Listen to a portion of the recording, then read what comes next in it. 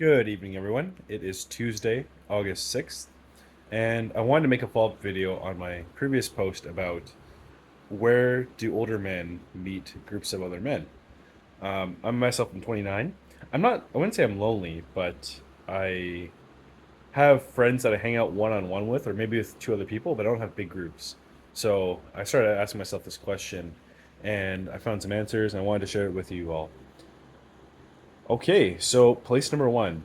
It's a bit unconventional, and you might meet women there as well, but salsa or other types of Latin dancing.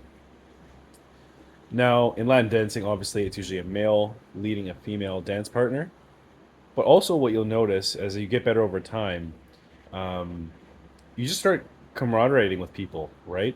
And depending on the course you're doing and who your instructor is, at parts of your dance classes, like the men will be separated from the women and they'll do separate steps, right? So in that, obviously, you start talking to people and start getting to know them. And if you especially go to the dance socials, you'll start to meet a lot of people.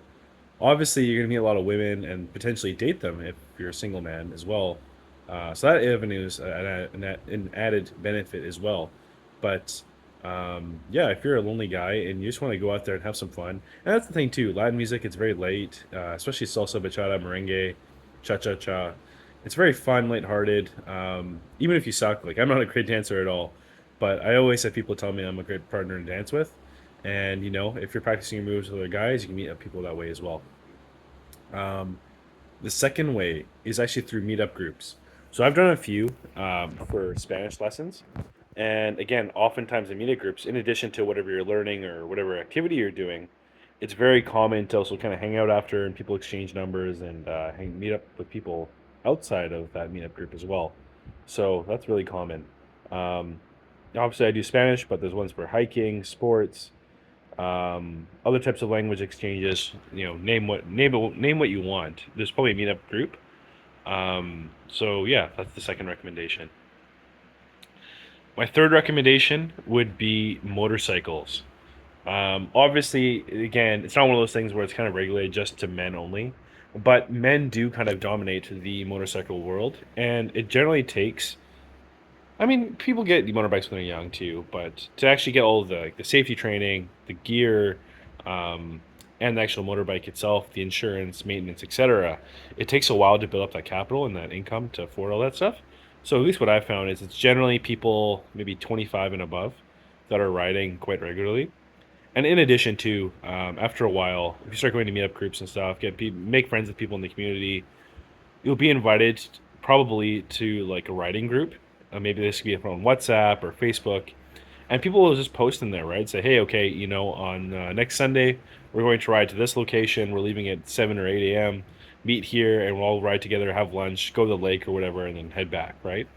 Or some of my friends now, they go on camping trips. They get their bikes, they load them up, and go on week-long trips and go to the States or go to Vancouver Island. I'm in Vancouver myself, so those are pretty popular rides. Yeah, it's really fun. You get out there on two wheels, and if you've never ridden a motorbike before, it's really exhilarating. I highly recommend it.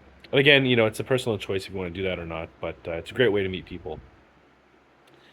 And the fourth way I've kind of thought about this is honestly, you just kind of have to be, it's a bit of a trick one, I guess, but you just got to be okay with being yourself and being alone. And this can look like a lot of things. So, at least myself, when I was younger, I realized I wasn't really comfortable doing a lot of activities by myself. And maybe things like, oh, like I would love to get into painting or something like that, right? But then it's like, oh, I don't have the time, or maybe it's a bit weird. I'm not an artistic kid, so like I'm gonna just stick to sports and like weight training, right? But as you get older, too, maybe you build up a lot more self confidence, and you realize, you know what, like at the end of the day, you're gonna have nights free where you're free, but your friends aren't, and you're gonna have to occupy that somehow, right? So a really good way is just to pick up those hobbies you want to do, right? Whether that's martial arts or whether that's painting or reading or writing or whatever. Um, there's a lot of things you can do by yourself or in small groups that can lead to a lot of personal development, right? So you just got to be comfortable doing it by yourself. Obviously, something like martial arts or boxing or what have you, they're usually in classes or under supervised instruction. So there's going to be someone there so you can talk with them. But yeah, Anyway, it's just a quick video. I wanted to follow up on my post before about how to meet people as an older man. Don't give up. There's ways to do it, and yeah, just stay positive, and you'll find your groove at some point. All right, that's all for now. Thank you. Bye bye.